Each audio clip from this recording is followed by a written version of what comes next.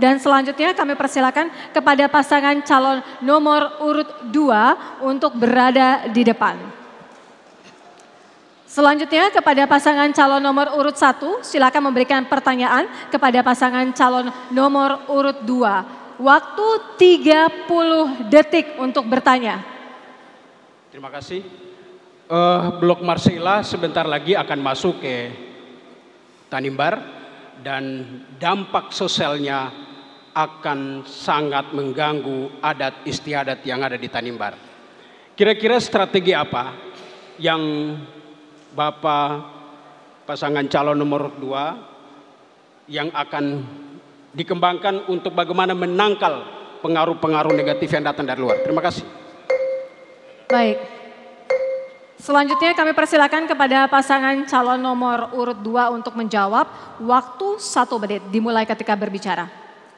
Langkah yang Belkianus Kelvin akan lakukan ketika menjadi bupati dan wakil bupati adalah mengeluarkan peraturan daerah, lalu kemudian peraturan daerah yang kami keluarkan itu kami akan memperkuat lembaga-lembaga adat yang ada di Tanimbar ini. Dan kami pastikan juga setiap lembaga adat yang ada di setiap negeri yang ada di Tanimbar, kami akan buat rumah adat untuk mereka semua yang ada di masing-masing negeri. Kenapa demikian? Karena rumah-rumah adat di setiap desa yang telah kami kelilingi belum tentu punya rumah adatnya masing-masing. Oleh karenanya budaya Duan dan Lolat harus tetap kita jaga. Yang tadi saya sampaikan bahwa di mana bumi dipijak, di sana langit dijunjung tinggi. Dan filtrasi agama ya, serta filtrasi yang dari adat budaya yang masuk ke Tanimbar tentu bisa kita filter dengan baik, asalkan satu hal, Tanimbar butuh pemimpin anak-anak Tanimbar. Baik, waktu sudah habis. Selanjutnya kami persilakan kepada paslon nomor urut 1 untuk menanggapi waktu 45 detik. Betul. Sekarang ini kita mau maju berlomba-lomba untuk bertarung di pilkada. Jadi semua bicara yang manis. Masyarakat butuh itu eksekusinya. Tidak boleh banyak polemik. Pemimpin jangan terlalu banyak mempertimbangkan ini sana, segera eksekusi. Saya setuju dengan itu. Tetapi harus benar-benar dilaksanakan. Jangan sampai setelah menjabat sebagai bupati tidak pernah ada di kampung dan halaman. Terima kasih. Baik, waktu sudah habis. Kepada pasangan calon nomor urut 1, kami persilakan untuk duduk kembali. Dan kepada pasangan calon nomor urut 3, kami mohon untuk berdiri. Selanjutnya, pada kesempatan ini, baik, harap tenang para hadirin. Kita lanjutkan, untuk pasangan calon nomor urut 2 akan memberikan pertanyaan kepada pasangan calon nomor urut 3, waktu 30 detik.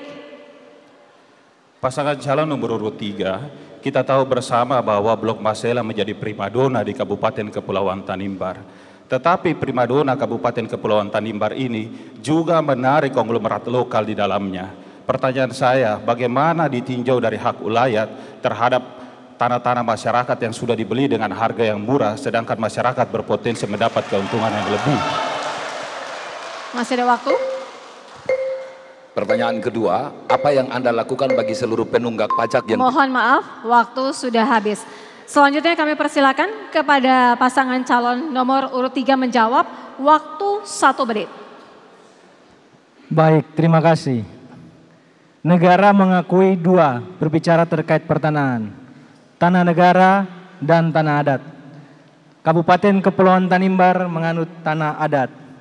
Berbicara terkait dengan tanah-tanah yang sudah dijual oleh masyarakat, itu hak mereka. Karena apa? Kenapa mereka menjual? Mereka susah. Membutuhkan biaya untuk bagaimana menyekolahkan anak, membutuhkan biaya bagaimana untuk berobat, membutuhkan biaya untuk bagaimana membangun keluarga menjadi keluarga-keluarga yang memang mandiri dalam melaksanakan usaha-usaha. Jadi kalau berbicara pertanyaan terkait bagaimana dengan tanah-tanah yang sudah dijual, itu hak mereka. Sekali lagi saya kembalikan bahwa itu hak mereka sebagai masyarakat adat, sebagai pemilik petuanan. Ketika mereka membutuhkan, maka mereka itu hak asasi mereka. Terima kasih. Baik, selanjutnya kami persilakan kepada pasangan calon nomor urut 2 menanggapi waktu 45 detik. Saya kira beban moral sebagai anak-anak Tanimbar itu perlu kita jaga dengan baik. Di sisi lain, Bapak calon wakil bupati dari nomor urut 3 merupakan anggota DPRD yang menjabat sebagai wakil ketua DPRD Kabupaten Kepulauan Tanimbar. Butuh moral untuk melihat hal-hal seperti itu. Kita harus jaga tanah masyarakat kita, bukan malah mendukung mereka dengan hak-hak private. Itu seperti menukar perunggu dengan berlian. Apakah kita harus melepaskan berlian mereka, sedangkan mereka lah yang mempunyai tanah dan hak wilayah di sana. Belkianus Erdekut dan Kelvin Keliduan setelah dilantik, kami akan perjuangkan Bomaki, Lermatan, dan Lat Dalam untuk memperjuangkan hak-haknya. Terima kasih. Baik, waktu sudah habis. Selanjutnya kami persilakan untuk pasangan calon nomor urut 2 duduk kembali. Dan kepada pasangan calon nomor urut 4 kami persilakan untuk maju. Karena dalam sesi ini akan ada interaksi antara pasangan calon nomor urut 3 dan 4. Selanjutnya kepada pasangan calon nomor urut 3 memberikan pertanyaan, waktu 30 detik. Terima kasih. Dari visi yang dipunyai oleh paslon nomor urut 4 di misi sekian itu tercantum bahwa akan disediakan dokter di setiap desa. Bagaimana korelasinya dengan Permenkes nomor 17 tahun 2004 yang tidak sinkron dengan aturan yang akan dibuat, dan bagaimana konsep pelayanan kesehatan seorang dokter bila berada di desa. Baik, waktu habis. Selanjutnya kepada pasangan calon nomor urut 4 untuk menjawab, waktu 1 menit.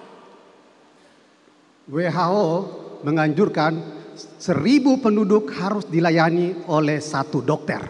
Itu lebih tinggi dibandingkan Permenkes. Jadi kita harus lihat kebutuhan dokter kita sangat-sangat tinggi. Di zaman pemerintahan yang dulu dan kepala dinas Dr. Yul, kita kekurangan dokter spesialis. Sekarang standar kita sangat-sangat rendah. 10.000 hanya dilayani oleh 1 dokter. Luar biasa, parah. Kita butuh tata kelola pemerintahan, terutama di bidang kesehatan, yang punya hati yang baik, yang jujur dan rendah hati, supaya melihat masyarakat Tanimbar lebih banyak meninggal di rumah sakit dan puskesmas dibandingkan hidupnya. Kita butuh, dan itu hanya ada di laki-laki baik. Boy Poli, harapan baru Tanimbar. Baik, selanjutnya kami persilakan kepada pasangan calon nomor urut 3 untuk menanggapi, waktu 45 detik. Baik, paslon nomor urut 4 itu tadi kata WHO, maka saya tidak terlalu setuju dengan WHO.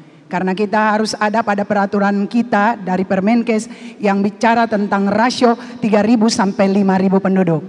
Tadi belum menjawab tentang konsep kesehatan seorang dokter di desa. Bukan sekedar periksa pasien, tetapi untuk pelayanan-pelayanan esensial 6 dasar dan kemudian 18 atau 7 pengembangan itu harus dilakukan. Sehingga penempatan dokter yang ada di desa seyogianya harus disesuaikan dengan jumlah kebutuhan yang ada di desa. Kenyataannya desa-desa kita tidak semua berjumlah 1.000. Hanya bisa sampai 500 dan 400. Sehingga rasio ini perlu juga rasional. Terima kasih. Baik, waktu sudah habis.